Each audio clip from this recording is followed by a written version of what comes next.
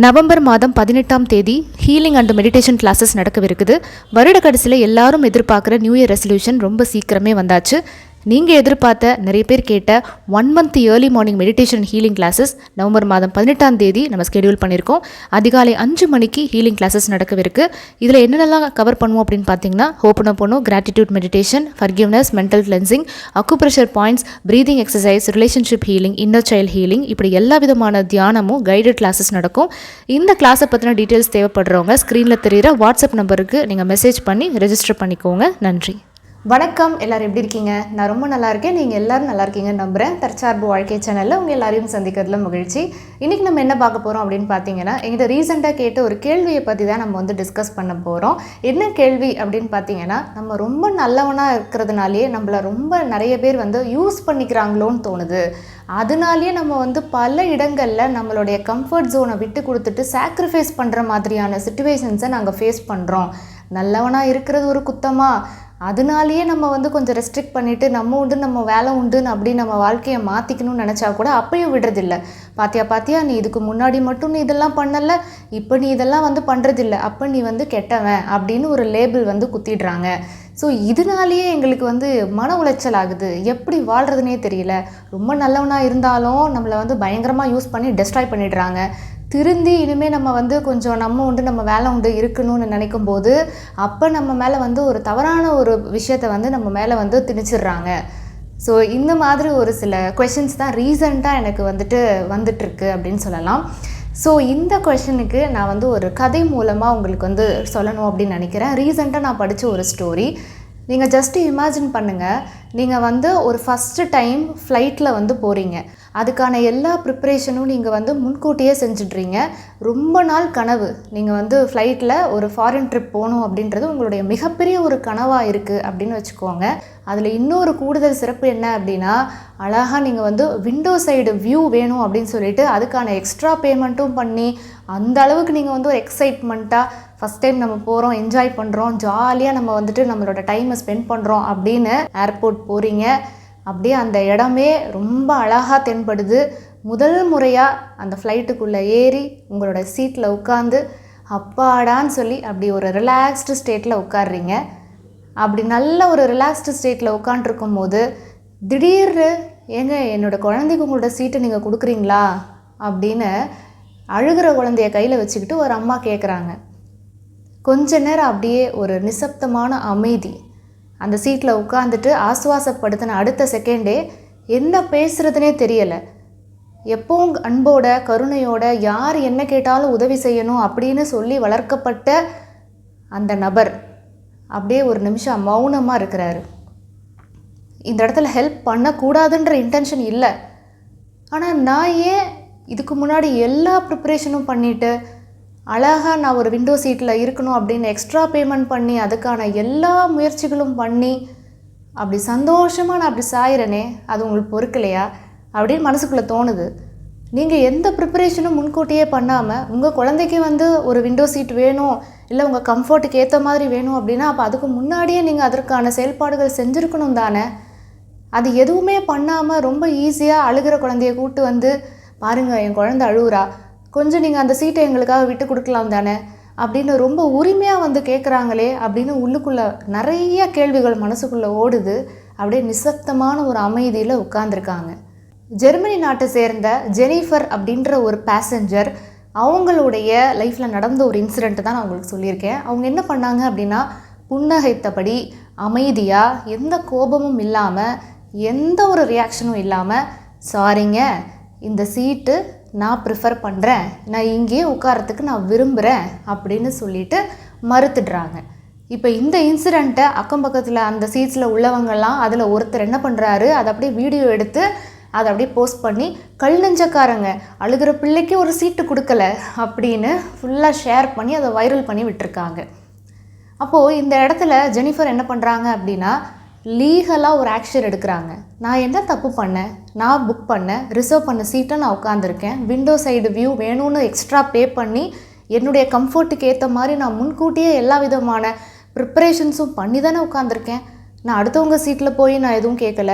இல்லை நான் வேறு எந்த ஒரு தப்புமே நான் பண்ணலை.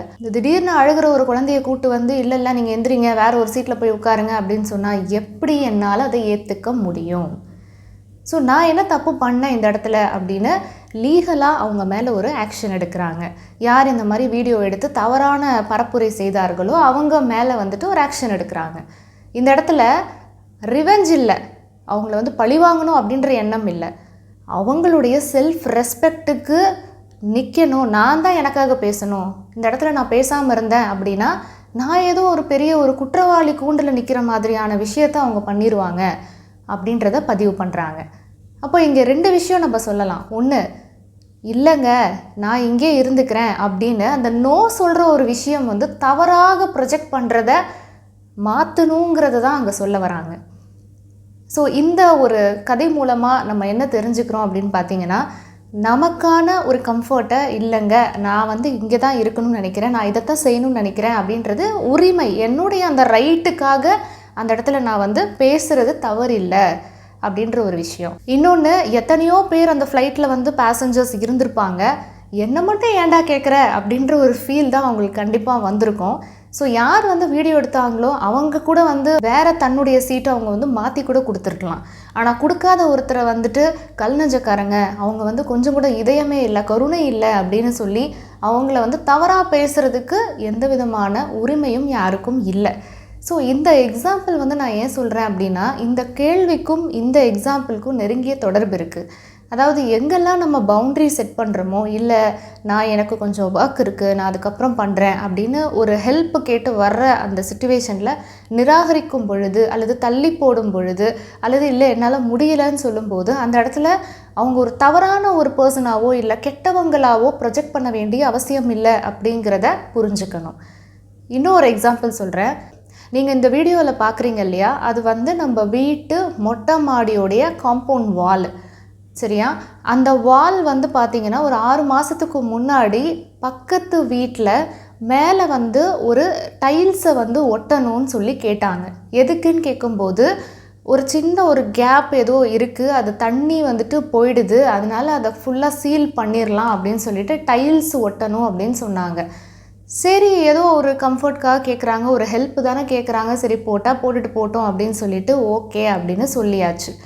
இப்போ டைல்ஸ் எல்லாம் போட்டாச்சு, ஓகே ஆஸ் யூஷுவல் அப்படியே போயிட்டுருந்துச்சு.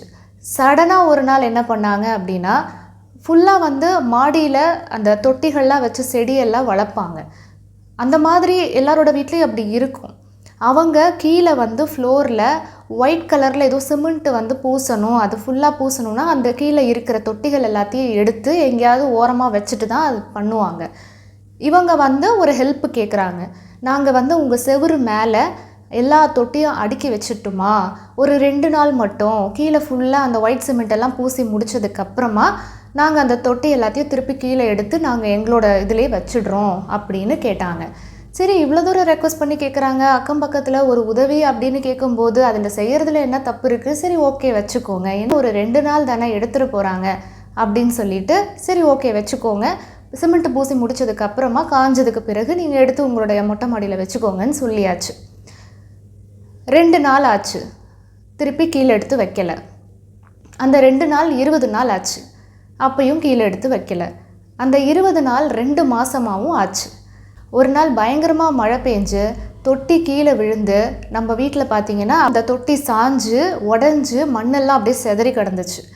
அவங்க வந்து அதை க்ளீன் பண்ணவும் இல்லை, நீங்களே அதை க்ளீன் பண்ணிக்கோங்க அப்படின்னு சொல்லிட்டு போயிட்டாங்க. அப்புறம் நம்ம வீட்டில் தான் அது ஃபுல்லாக எல்லாத்தையுமே க்ளீன் பண்ணி வச்சோம். யோசிச்சு பாருங்கள், அந்த 2 மாதம் அப்படியே தொடர்ச்சியாக போய்கிட்டே இருக்குது. அப்போ ஒரு நாள் வந்து நம்ம வீட்டில் க்ளீன் பண்ணிக்கிட்டு இருக்காங்க, ஃபுல்லாக அவங்களுடைய அந்த லீவ்ஸ் எல்லாம் அந்த இலைகள் எல்லாம் அப்படியே உதிர்ந்து காய்ஞ்சது அது எல்லாமே அப்படியே கீழே விழறதெல்லாம் க்ளீன் பண்ணிக்கிட்டு இருக்கும்போது அப்போ பக்கத்தில் அவங்க வந்து இருக்கும்போது பார்த்து சொல்லியிருக்காங்க ரெக்வஸ்ட்டாக, இந்த மாதிரி பெருக்கிறதுக்கோ இல்லை க்ளீன் பண்ண ரொம்ப கஷ்டமாக இருக்குது, கொஞ்சம் நீங்கள் அதெல்லாம் கொஞ்சம் எடுத்து நீங்கள் உங்களுடைய மொட்டை மாடி ஃப்ளோரில் வச்சிட்டிங்கன்னா கொஞ்சம் நல்லாயிருக்கும் அப்படின்னு சொல்லும்போது என்ன பதில் வருது அப்படின்னு பார்த்தீங்கன்னா, அதுக்கு நாங்கள் என்ன பண்ண முடியும், நாங்களும் தான் க்ளீன் பண்ணுறோம் அப்படின்னு சொல்லிட்டு போயாச்சு. ஸோ இதுக்கு மேலே நம்ம பேசுகிறதுக்கோ இல்லை புரிய வைக்கிறதுக்கோ ஒன்றும் இல்லை அப்படின்னு சொல்லிட்டு வந்தாச்சு. மறுபடியும் சரி ஜென்ஸுக்கு புரியல, லேடீஸ் யார்கிட்டயாவது அந்த வீட்டில் உள்ளவங்க கிட்ட சொன்னால் எதாவது புரிஞ்சுக்குவாங்க அப்படின்னு நம்ம வீட்டில் உள்ள லேடீஸ் போய் அவங்கக்கிட்ட பேசினாங்க. இந்த மாதிரி நீங்கள் வெயிட் ரொம்ப வைக்கக்கூடாது, அது மட்டும் இல்லாமல் தொட்டி சாஞ்சிச்சுன்னா வீட்டில் சின்ன பிள்ளைங்கள்லாம் இருக்காங்க, யார் மேலேயாவது விழுந்துருச்சுன்னா அதுவும் கஷ்டம்தான். அதனால் அந்த தொட்டியெல்லாம் நீங்கள் கொஞ்சம் கீழே வச்சிட்டிங்கன்னா நல்லாயிருக்கும். ஏன்னா சிமெண்ட் வேலையெல்லாம் முடிஞ்சிருச்சு, எப்பயோ முடிஞ்சிருச்சு. ஸோ நீங்கள் அதை எடுத்து வச்சிடலாம் தானே அப்படின்னு சொல்லிட்டு வந்தாச்சு. அதை சொல்லி 6 மாதம் ஆயிடுச்சு. இப்போ வரைக்கும் எடுத்து வச்ச பாடு இல்லை. அவ்வளோ வெயிட்டு காம்பவுண்ட் வாலில் வைக்கக்கூடாது, ஃபுல்லாக வரிசையாக வச்சுருக்காங்க. அது அவங்களுக்குமே அது சிரமம்தான். பாதித்தா 2 பேருக்கும் சேர்ந்து தான் பாதிக்கும். தண்ணி ஊற்றும் போது அந்த செவுரு ஃபுல்லாக பார்த்திங்கன்னா ஈரமாகிறது அவ்வளோ நல்லது கிடையாது. ரொம்ப நாட்களுக்கு அது மாதிரி செய்யக்கூடாது. வெயிட்டு ஏற்றுறதோ தண்ணி ஊற்றுறதோ அது 2 பேருடைய அந்த காம்பவுண்ட் வாலுமே பாதிக்கும். ஆனால் அது எதுவுமே புரியாமல் அவங்க அதை பற்றி எதுவும் கேரும் பண்ணாமல் இவ்வளோ தூரம் இறங்கி சொல்லியும் இப்போ வரைக்கும் எடுத்து வைக்கல. அப்போ இது எப்படி அப்ரோச் பண்ணுறது யோசிச்சு பாருங்கள். ஃபஸ்ட்டு டைல்ஸ் போடட்டுமா அப்படின்னு ரெக்வஸ்ட் பண்ணப்போ ஒரு டோன் இருந்துச்சு. தொட்டியை நாங்கள் வச்சுக்கிட்டுமா அப்படின்னு சொல்லும்போது அது ஒரு டோனில் இருந்துச்சு. இறக்கி வைங்கன்னு சொல்லும்போது மட்டும் நாங்கள் என்ன பண்ண முடியும் அப்படின்னு சொல்லிட்டு ஒரு இர்ரெஸ்பான்சிபிளான ஒரு பதிலை சொல்லிட்டு போயிட்டாங்க. ஸோ இந்த இடத்துல நம்ம சரி போனால் போது, ஹெல்ப் தானே கேட்குறாங்க, 2 நாள் தானே அப்படின்னு ஓகேன்னு சொன்னது தப்பா, இல்லை நாங்கள் அதெல்லாம் முடியாதுங்க, நாங்கள் அதெல்லாம் அலோவ் பண்ண மாட்டோம், நீங்கள் எங்கேயாவது வச்சுக்கோங்க, எப்படியாவது வெளியே அடிச்சுக்கோங்க அப்படின்னு சொல்லியிருந்தால் அது சரியாக இருந்திருக்குமா அப்படிங்கிறது நிச்சயமாக இது மாதிரி எல்லாருமே நீங்கள் ஃபேஸ் பண்ணியிருப்பீங்க. ஆரம்பத்தில் சரி ஓகே பரவாயில்ல, என்ன இருக்குது, நம்ம ஒரு உதவி பண்ணுறதுல என்ன நம்ம குறைஞ்சு போயிட போகிறோம் அப்படின்னு சொல்லிட்டு நம்ம ஒரு விஷயம் பண்ண போய் அதை கொஞ்சம் கூட அவங்க ஒரு மதிக்காமல் அதை இன்னும் நமக்கு ஒரு சிரமத்தை கொடுக்குற மாதிரி ஒரு விஷயத்த பண்ணிட்டு போகும்போது தான் நம்ம செய்கிறது சரியா தவறா அப்படின்ற ஒரு கேள்வி வருது இல்லையா? அந்த மாதிரி தான் என்னுடைய ஒரு கிளைண்ட்டுக்கு ஒரு கொஸ்டின் என்ன அப்படின்னா, அவர் ரொம்ப கஷ்டப்பட்டு சம்பாரித்து ஒரு காரு பைக்கு இந்த மாதிரி வெஹிக்கல்ஸ்லாம் வாங்கி அவரோட வீட்டு முன்னாடி நிறுத்தி வச்சுருக்காரு. அக்கம் பக்கத்தில் உள்ள யாரோ ஒருத்தர் அடிக்கடி அந்த காரை டேமேஜ் பண்ணுற மாதிரி, ஸ்க்ராட்ச் பண்ணுற மாதிரி, ஏதாவது டஸ்ட்டை தூக்கி போடுற மாதிரி விஷயங்கள் பண்ணிகிட்ருக்காங்க. ஸோ இது அவருக்கு தொடர்ச்சியாக யாரோ அப்படி பண்ணுறாங்களே அப்படின்னு சொல்லும்போது அவருக்கு ஒரு கெஸ்ஸிங் இருக்குது. ஓகே, இந்த பர்சன் தான் ஏதோ ஒரு அவுட் ஆஃப் ஜெலசி, ஒரு பொறாமை எண்ணத்தில் இந்த மாதிரி நம்மளுடைய பொருட்களை டேமேஜ் பண்ணுறாங்க அப்படின்னு. ஆனால் அவருக்கு என்னென்னா, நம்ம யார்கிட்டையும் எந்த ஒரு சண்டையும் போடுறது கிடையாது, ரொம்ப நல்ல பர்சனாக நம்ம உண்டு நம்ம வேலை உண்டுன்னு இருக்கோம். நம்ம போய் அவங்கக்கிட்ட ஏதோ கத்துறதோ சண்டை போடுறதோ இந்த மாதிரி எதுவும் பண்ணாதனால தான் நம்மளை ஈஸியாக இந்த மாதிரிலாம் பண்ணுறாங்களோ அப்படின்னு அவருக்குள்ள ஒரு வருத்தமான ஒரு எண்ணம் வருது. நல்லவனாக இருக்கிறதுனாலேயே நீ என்னை தேவையில்லாமல் இப்படி சண்டைக்கு வான்ற மாதிரி நீ என்னை ட்ரிகர் பண்ணுறியா அப்படின்ற மாதிரி அவருக்கு தோணுது. அப்போ இந்த இடத்துல யோசிச்சு பாருங்கள், கஷ்டப்பட்டு காசு கொடுத்து ஒரு பொருளை வாங்கி வச்சுருக்காங்க, அதை ரொம்ப ஈஸியாக ஒருத்தர் அதை ஸ்க்ராட்ச் பண்ணுறது, உடைக்கிறது, அதை தேவையில்லாமல் டிஸ்டர்ப் பண்ணுற விஷயங்கள் செய்கிறாங்க. நல்லவன்கிற ஒரு போர்வைக்குள்ளே நம்ம சிக்கிட்டதுனால போய் அங்கே சண்டை போடுறதுக்கோ கேட்குறதுக்கோ கூட அந்த இடத்துல நான் நல்லவன், நான் அமைதியானவன், பொறுத்து போவேன், எதுவாக இருந்தாலும் நான் டென்ஷன் ஆகாமல் எல்லாத்தையும் நான் தாங்கிக்குவேன் அப்படின்ற ஒரு லேபிள்குள்ளே சிக்கிட்டதுனால எல்லாத்தையும் இழக்க வேண்டிய சூழ்நிலை கூட வர்றதுக்கு வாய்ப்பு இருக்குன்றதை புரிஞ்சுக்கிறாரு. ஸோ இந்த இடத்துல நம்ம என்ன டிஸ்கஸ் பண்ணோம் அப்படின்னு பார்த்தீங்கன்னா, அப்படியெல்லாம் உங்களை நீங்கள் அழிச்சிக்கிட்டு சாக்ரிஃபைஸ் பண்ணிக்கிட்டு நீங்கள் நல்லவன்கிற ஒரு பேர் மற்றவங்ககிட்ட வாங்கணுங்கிறது யாரும் அப்படிலாம் சொல்லலை. ஃபஸ்ட்டு சிசிடிவி கேமரா வைங்க, அப்படி யார் பண்ணுறாங்கன்றதை தெரிஞ்சுக்கிட்டு அங்கே இருக்க local association leader or member யாராவது இருக்காங்க அப்படின்னா அதில் சொல்லி ஒரு ஆக்ஷன் எடுங்க, அவ்வளோதான்.